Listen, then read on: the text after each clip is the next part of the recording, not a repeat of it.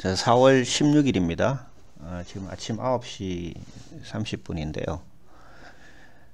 알래스카 LNG 부분에서 여러 가지 그 뉴스들이 지금 이제 나오고 있는데, 이게 지금 어제 오늘 나온 뉴스들입니다. 산업부 차관 자동차 혜택 받으면 알래스카 LNG 참여할 수도, 정부 알래스카 LNG 프로젝트 참여 아직 결정된 바 없다. 알래스카 LNG 개발 전면에 나선 가스공사, 한국 참여 논의 급물살, 지금 왔다 갔다 하고 있어요.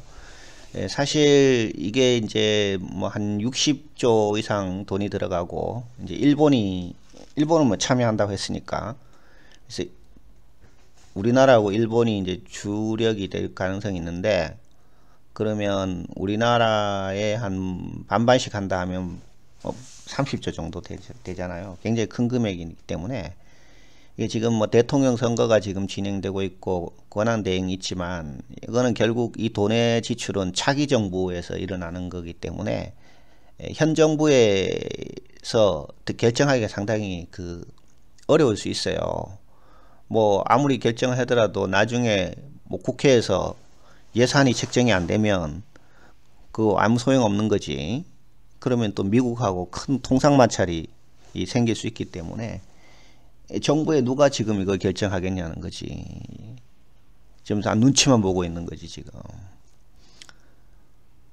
그러니까 사실 이제 유력한 지금 지지율로 보면은 민주당 이재명이 대통령 될 가능성이 지금 제일 높잖아요. 그러니까 민주당에서 뭔가 여기에 대해서 얘기를 해줘야 되는데 아직 아무 얘기가 없거든요.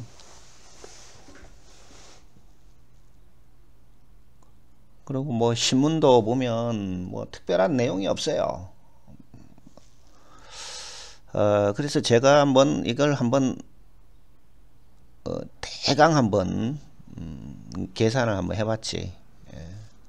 이거는 수치가 정확한 건 아니고 그냥 내 주관적으로 이제 판단을 해서 한번 생각을 해봤는데, 저는 개인적으로 이거는 이제 참여하는 게 득이 될 것 같아요. 그 이유에 대해서 제가 한번 내 나름대로의 어떤 논리를 한번 정리를 해봤어요. 그래서 득이 된다 그러면 이거는 이제 정권이 바뀌더라도 할 수밖에 없는 거잖아요. 그래서 저는 이제 이쪽이 괜찮아 보인다는 생각이 든단 말이에요. 자, 그럼 그 이유 한번 보면요. 첫 번째, 이제 우리가 자동차 이거 안 하면 이제 자동차 관세를 그대로 25%를 물어야 된단 말이지. 그러면 이거기 참여하면은 10%만 물면 된다는 얘기죠. 그죠? 이 자동차라든지 이 기본 관세는 트럼프가 10%로 지금 못을 박아 놨어요. 그러니까 이하는 전 세계 국가들이 안 돼. 10%는 기본적으로 깔아야 된다는 거지. 그럼 우리가 15% 관세를 자동차에서 이제 득을 본다 그랬을 게 금액적으로 대충 얼마만큼 이득이 생길 것이냐, 이제 이걸 봐야 되겠죠. 그죠? 그러면은 자동차 가격이 결국 추가 관세 15%를 낸다면 가격이 15% 오른다고 봐야 돼요. 이거 이제 가격이 전가를 하는 거잖아요. 그럼 가격이 오르면 판매량이 줄어드는 거죠. 이거는 수요 공급 법칙에서 당연히 그런 거죠. 그죠? 그럼 판매량의 변화율은 수요의 가격 탄력성을 가격 변화율 수요의 가격 탄력성 나누는 거야. 나누면 되는데, 이 자동차의 수요의 가격 탄력성은 대충 정해져 있어요.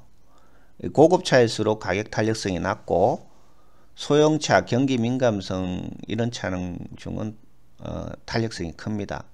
이 탄력성이 크다는 얘기는 가격이 좀만 올라도 안 산다는 얘기예요.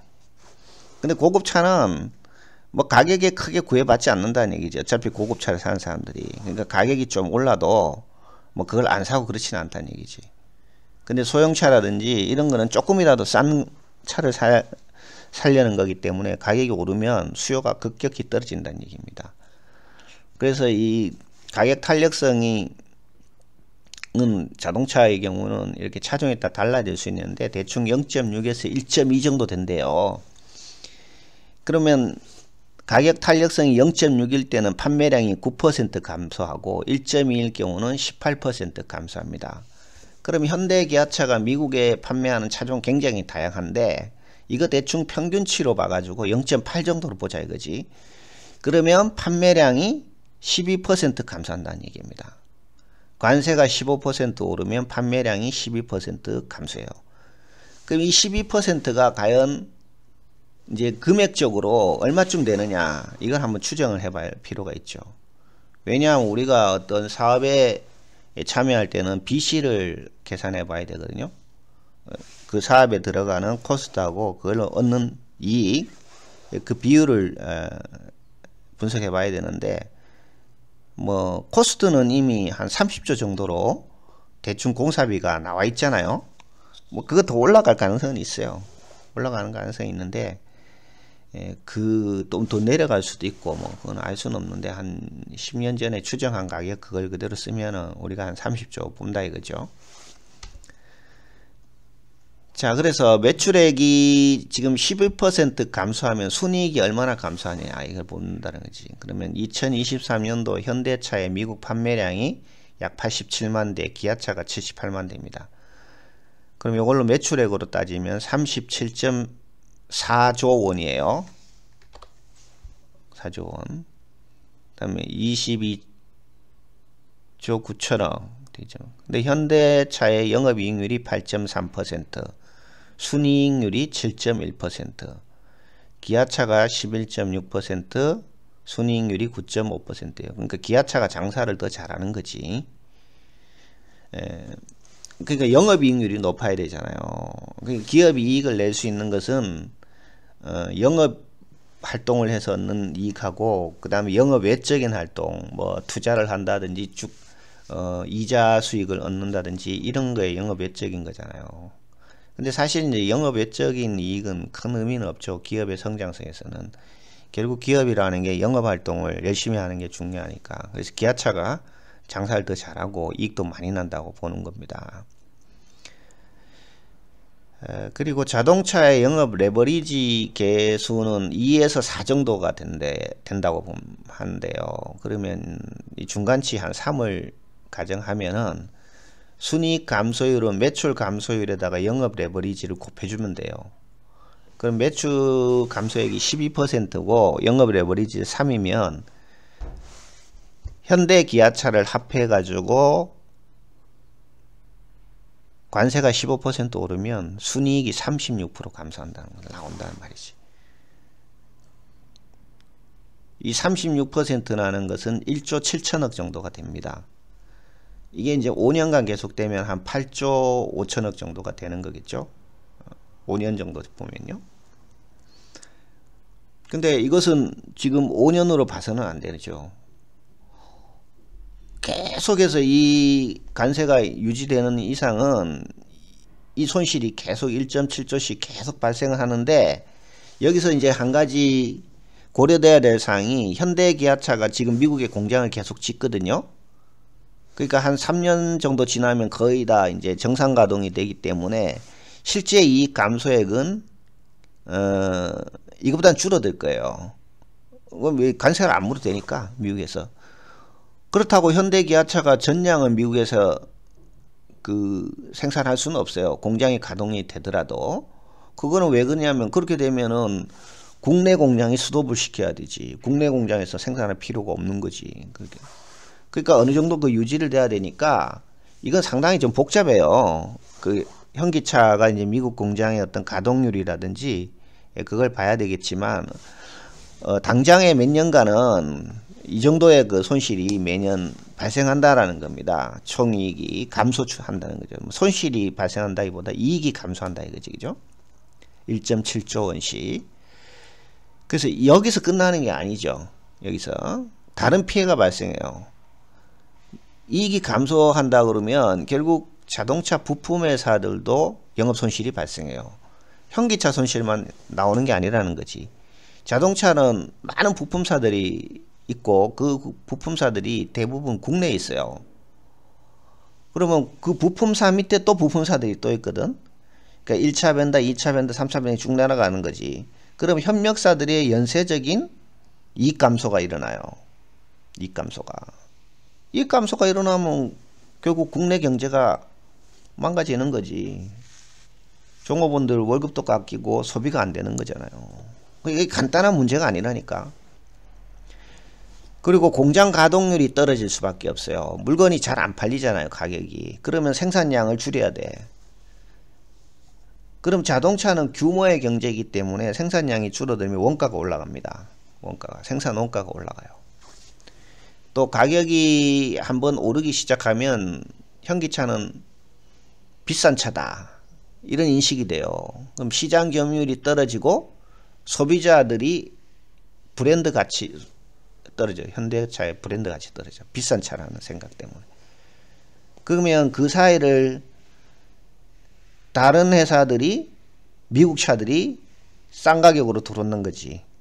그럼 밀려나는 거야. 그럼 다음에 다시 들어가면 굉장히 어렵죠. 그 브랜드 가치를 인지하기까지는 한 10여 년 이상의 시간이 걸리는데 그게 한꺼번에 무너져 버리는 거야. 그걸 회복하는 데는 엄청난 시간이 걸릴 것이고 안 될 수도 있어요, 회복 자체가. 그리고 현재는 이제 자동차가 이 자율주행차라든지 전기차라든지 이런 이제 신기술 차로 지금 이렇게 바뀌고 있는데 이익이 계속 많이 나야지 거기 이익을 가지고 이 R&D 투자를 한단 말이죠. 근데 그게 안 하면 이제 결국 그 자동차 회사에서는 밀려나는 거죠. 그 미래 경쟁력이 없어져 버린다는. 그래서 우선 눈앞에 이렇게 보이는 이익 외에도 추가적으로 이렇게 발생할 수 있는 그 피해가 굉장히 클 거다. 왜냐하면 그만큼 자동차는 이 종합 산업이거든요. 그 모든 그 부품이라든지 국가의 모든 경쟁력이 그 집합돼서 나온 제품이 이 자동차라는 겁니다. 이 반도체하고 또 틀려요. 반도체는 그냥 단품이지만 이거는 굉장히 그 복잡한 부품들이라든지 그 노력들이 모여서 나오는 그 완성차입니다. 완성체이기 때문에 자동차를 만들 수 있어야지만 선진국 대열에 들어갈 수 있는 것이죠. 이게 아무나 만들 수 있는 게 아니에요, 자동차는. 그리고 판매가 점점 안 되면은 그 유통망 자체가 붕괴돼요. 판매망이 붕괴되면 그 빈곤의 악순환이 일어나는 거지. 더 안 팔리는 거지. 누가 그 딜러를 하겠냐는 거지. 비싼 차에 대한 딜러를. 자, 그래서 우리가 이렇게 지금 간단하게 그냥 매출액 감소에 대해 순이익 감소율 이걸 그냥 주먹구구식으로 한번 계산해 봤는데 그보다가 더 큰 이런 피해가 올 수가 있다는 것입니다. 자, 그래서 피해 부분에 한번 살펴봤고요. 그럼 이득이 되는 부분은 뭐냐? 이득이 한미동맹이 강화되겠죠. 그래서 방위비 분담금을 좀 줄여볼 수가 있습니다. 우리나라가 2025년에 1조 4천억, 2026년에 1조 5천억 해서 8.3% 증가되는데 사실 이제 미군이 주둔하고 있지만 미군 주둔비의 한 반 정도를 43%를 한국이 부담하고 미국도 분담을 많이 하고 있어요. 우리가 분담하는 금액 가지고 유지가 안 되는 거지. 미국도 그만큼 하고 있다는 걸 알아야 되고요. 그 다음에 LNG 선박 발주가 일어날 수가 있습니다. 이게 우리가 여기 참여를 하게 되면 그 운반선도 한국에서 발주할 수밖에 없죠. 그죠? 근데 LNG 선박이 한 척당 한 2억 달러 정도 한다고 합니다. 그래서 표준용 운반선인 경우에는 17만 4천 입방메타의 LNG를 운반할 수가 있고 알래스카에서 오는 데는 약 한 6일 정도 소요되고요. 그리고 선박이 유지 보수하는 기간 같은 거를 빼면은 연간 한 12회 정도 운항 가능하다고 보면은 필요 선박은 24척 정도가 발주될 걸로 보고 있습니다. 요 금액은 사실은 이제 우리가 가지고 가는 혜택이라고 볼 수가 있습니다. 가스를 지금 싸게 사는 부분은 여기서는 고려를 안 했어요. 아무래도 우리가 최고라면 그 가스는 가격이 굉장히 떨어질 수밖에 없어요. 싼 가격에 가스를 가져올 수 있다는 거지. 그 부분은 또 안 했죠. 그 부분 또 상당한 부분 이익이 될 거라는 거죠. 그리고 1300km 파이프라인을 건설할 때 지금 미국 통계로 보면은 2015년 미국 육상 가스 파이프라인 평균이 475만 달러 정도 비용이 들어간대요. 근데 알래스카 같은 경우는 육상이지만 그게 이제 날씨가 굉장히 춥고 그러기 때문에 이 가격은 한 2배 이상 될 가능성이 있어요. 공사비가 더 늘어난다는 얘기죠. 그러면 철강 비용이 들어가는 것은, 그러니까 이 철강 비용이라는 건 우리가 철강을 팔아먹는 거지, 그죠? 건설 비용이 약 13%니까 한 8억 달러 정도 될 것이다, 이렇게 볼 수가 있습니다. 그 외에 뭐 건설사들이 이제 그 수주를 받아 가지고 공사하는 부분, 그 부분 지금 빠졌죠. 그것도 이제 한국 건설사들이 들어가면 사실은 정부가 투자를 한다 해도 그 돈은 우리나라 기업이 가져가잖아요. 공사비를. 그죠? 그러니까 이거 우리 안에서 그냥 도는 거야. 우리가 돈을 투자를 하고 그 공사를 일본 기업이 한다면 아니지. 근데 우리나라 기업이 그걸 한다 그러면 그 가능하다는 거죠. 우리끼리 돈이 돌아가는 거니까 우리가 손해볼 게 없죠. 그리고 한국 그 기업들 뭐 현대건설이라든지 삼성 엔지니어링, 지금 삼성 ENS로 바뀌었죠. 다 이런 공사를 한 경험이 있고 그렇다고 볼 수 있는 겁니다. 그래서 이거는 크게 뭐 주저할 필요가 없을 것 같아요. 일단 하는 게 좋을 것 같은 생각이 듭니다. 제가 볼 때는요. 그래서 오늘 뭐 대강 이렇게 한번 생각이 나서 BC 분석을 해봤습니다.